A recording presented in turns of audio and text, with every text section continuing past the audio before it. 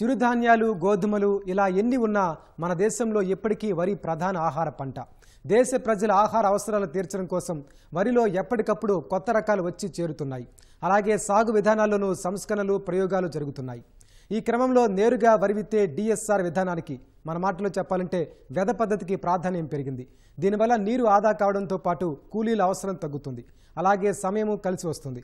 అయితే ఈ వెద పద్ధతిలో కూడా యాంత్రీకరణను పాటించడం ద్వారా మరిన్ని అదనపు ప్రయోజనాలున్నాయని ఇటీవల జరుగుతున్న ప్రయోగాల్లో తేలింది. మరి ఈ ప్రయోగాల ఫలితాలు ఎలా ఉన్నాయి? ప్రపంచవ్యాప్తంగా జరుగుతున్న పరిశోధనలు ఏం చెబుతున్నాయి?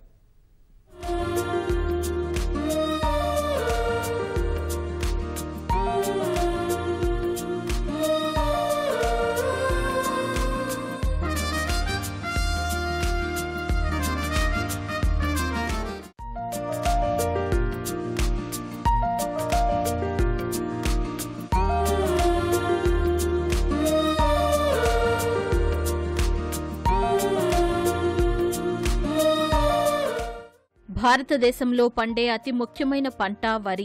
ఇక్కడ 50% భూములలో వరి పండుతోంది. ముఖ్యంగా దక్షిణ భారతదేశంలో బియ్యం వినియోగం ఎక్కువ.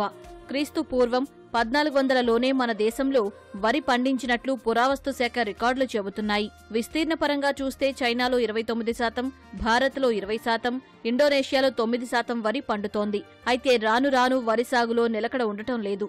వరి సాగుపై పెట్టుబడులు పెరగడం రైతులకు ఆర్థికంగా భారంగా మారింది.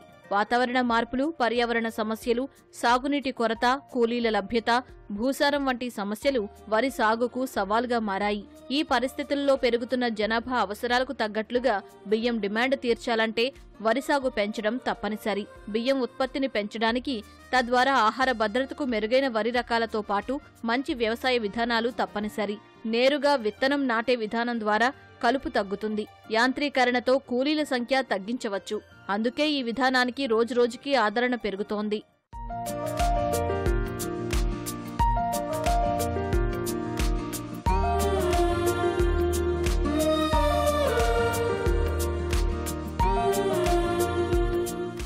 వరి సాగులో రైతులు సంప్రదాయ విధానాల నుంచి కొత్త విధానాల వైపు మళ్లుతున్నారు. ఈ క్రమంలో వరి నేరుగా విత్తే డిఎస్ఆర్కి క్రమేణా మారుతున్నారు. ఆంధ్రప్రదేశ్, తెలంగాణ, పంజాబ్, హర్యానా లాంటి రాష్ట్రాల్లో డిఎస్ఆర్ వేగంగా పెరుగుతోంది. నారుమళ్లు పోసి, నారు తీసి మళ్లీ నాటే విధానంలో కూలీల అవసరం చాలా ఎక్కువగా ఉంటుంది. అలాగే నీరు అధికంగా అవసరం, పంట సమయం ఎక్కువగా ఉంటుంది. డిఎస్ఆర్ విధానంలో నీటిని 20-40% పొదుపు చేసే అవకాశం ఉంది. సాగు ఖర్చు 20-30% తగ్గుతుంది. పంట సమయం కూడా 15-20 రోజులు తగ్గుతుంది. గ్రీన్ హౌస్ వాయువుల ఉద్గారాలు తగ్గుతాయి. భవిష్యత్తులో రాబోయే ప్రమాదం ఏంటంటే, మనకు కావాల్సినంత మనుషులు ట్రాన్స్ప్లాంట్ చేయడానికి భవిష్యత్తులో దొరికే పరిస్థితి లేదు. అట్లాగే ఫుడ్ గ్రెయిన్ సెక్యూరిటీకి మనం రైస్ ప్రొడక్షన్ అనేది ఇంప్రూవ్ చేసుకోవాలి. ఇంప్రూవ్ చేసుకోవాలంటే న్యూ మెథడ్స్ ఏమున్నాయి అనేది ఒక ఆలోచన. దానికి గత 4 సంవత్సరాల నుంచి దీంట్లో డైరెక్ట్ సీడ్ ప్లాంటేషన్ చేసి, దాంట్లో ఏ విధంగా చేస్తే ఇప్పుడు ట్రాన్స్ప్లాంట్ చేసిన దానికంటే మెరుగైన దిగుబడులు వస్తాయి అనేది ఒక ఆలోచన. దేశంలోనే అత్యధిక విస్తీర్ణంలో వెద పద్ధతిలో వరి సాగు చేస్తున్న ప్రాంతంగా ఏపీలోని గుంటూరు జిల్లా మారింది. ఇప్పటికీ శాస్త్రవేత్తలు, అధికారులు ఇందులో ఎదురయ్యే ఇబ్బందులపై క్షేత్రస్థాయిలో చర్చిస్తున్నారు. డెల్టా ప్రాంతంలో దాదాపు 10 ఏళ్లుగా వెద పద్ధతిని విస్తృతంగా అనుసరిస్తున్నారు. ఇప్పుడు నాగార్జున సాగర్ ఆయకట్టు పరిధిలో కూడా వెద పద్ధతిని కొందరు రైతులు అమలు చేస్తున్నారు.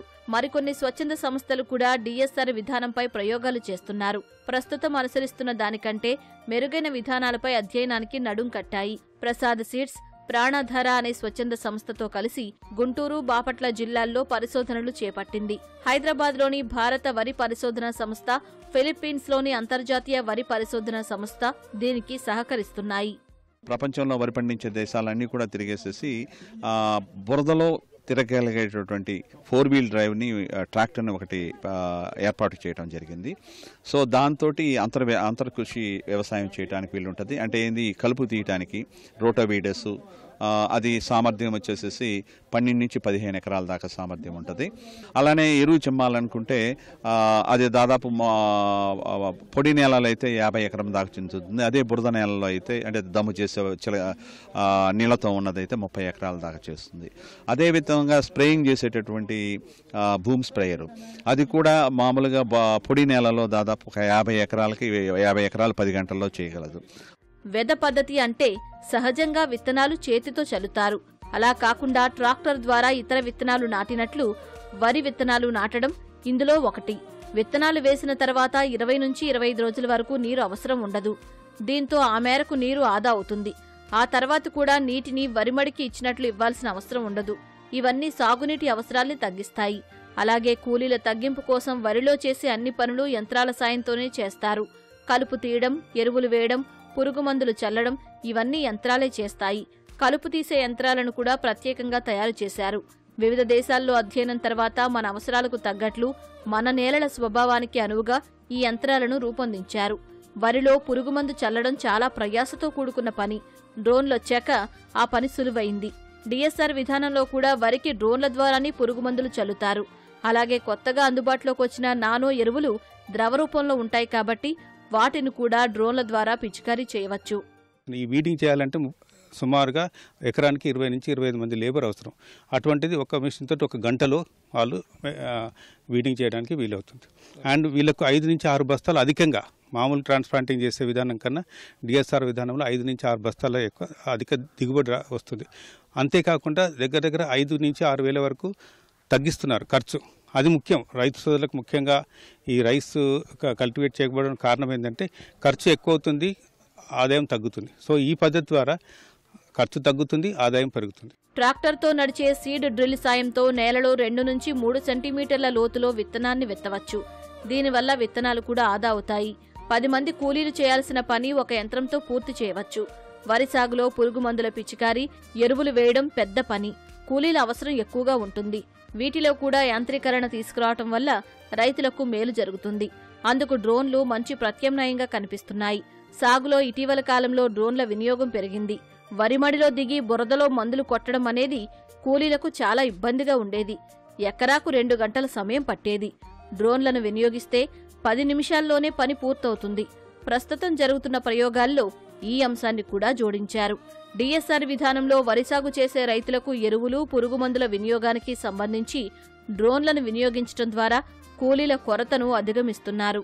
డ్రోన్స్ తోటి ఏ విధంగా మనం కావలసిన స్ప్రేయింగ్ ఇవన్నీ కూడా కెమికల్ స్ప్రేయింగ్ కానీ రాబోయే కాలంలో ఇంకా కొంత ఈ కెమికల్ ఫర్టిలైజర్, లిక్విడ్ ఫర్టిలైజర్ దాన్ని ఏ విధంగా ఉపయోగించుకోవచ్చు అనే దాని మీద డ్రోన్స్ తో కూడా కొంత పరిశోధన చేయడం జరుగుతూ ఉంది. ఇది ఏదైతే ఇనిషియేట్ చేసిందో ప్రాణధార ప్రసాద్ సీడ్స్ కలిపి ఈ ప్రయోగాలు ఇప్పుడు మొదలు పెట్టాము. ఇది చేస్తా ఉన్నాము. దీని భవిష్యత్తులో మా ఆశయం ఏంటంటే రాబోయే రోజుల్లో ట్రాన్స్ప్లాంటేషన్ అనేది తగ్గిపోతుంది. ఈ డైరెక్ట్ సీడింగ్ అనేది యాంత్రీకరణ జరగబోతా ఉంది. దీనివల్ల దిగుబడులు పెరగడానికి అవకాశం ఉంది. ఇది దేశవ్యాప్తంగా అలాగే ప్రపంచవ్యాప్తంగా కూడా భవిష్యత్తులో ఈ టెక్నాలజీ అడాప్ట్ కాబోతుంది. ఒకప్పుడు పొలంలో నీటి సవ్వడులు కనిపిస్తేనే రైతులు సంతృప్తిగా ఉండే పరిస్థితి. కాని ఇప్పుడు అవసరం మేరకే నీరు పెట్టే స్థితికి వచ్చారు. ఇదంతా కాలం నేర్పిన గుణపాఠం కాదు, జలపాఠం. ఏటేటా తగ్గుతున్న నీటి వనరుల లభ్యత, అస్తవ్యస్తంగా మారిన రుతుపవనాలు, ఈ నేపథ్యంలో సంప్రదాయ వరి సాగు కంటే వెదజల్లడం, డిఎస్ఆర్ విధానాలు మేలనే అభిప్రాయానికి వచ్చారు రైతులు. దీనివల్ల తమకు తక్కువ నీటి ఖర్చుతో పాటు సమయం ఆదా అయిందని వారు చెబుతున్నారు. గతి తప్పుతున్న వానలు, ఆసరా ఇవ్వని సాగునీటి కాలువలతో చేదు అనుభవాలు ఎదుర్కొన్న మీదట ఆరుతడి విధానంలో మాగాణి వరిని పండిస్తున్నారు. దమ్ము చక్రాల హోరు, రహదారుల వెంట హడావుడి, నారు పీకడం, నాటడం ఇలా దశాబ్దాల నాటి వరిసాగు విధానాలు మారుతున్నాయి. డిఎస్ఆర్ విధానంతో వరిసాగు ఖర్చు సంప్రదాయ సాగు కంటే 5,000 రూపాయలు తగ్గుతుంది. అలాగే 20 నుంచి 30% నీరు ఆదా అవుతుంది. పంట కోత 10 నుంచి 15 రోజుల ముందే చేపట్టవచ్చు. మామూలు కంటే 5 బస్తాల ధాన్యం దిగుబడి ఎక్కువగా వస్తుంది. పర్లకెళ్ళి నారు పోయాలంటే నానా ఇబ్బంది పడేవాళ్ళు.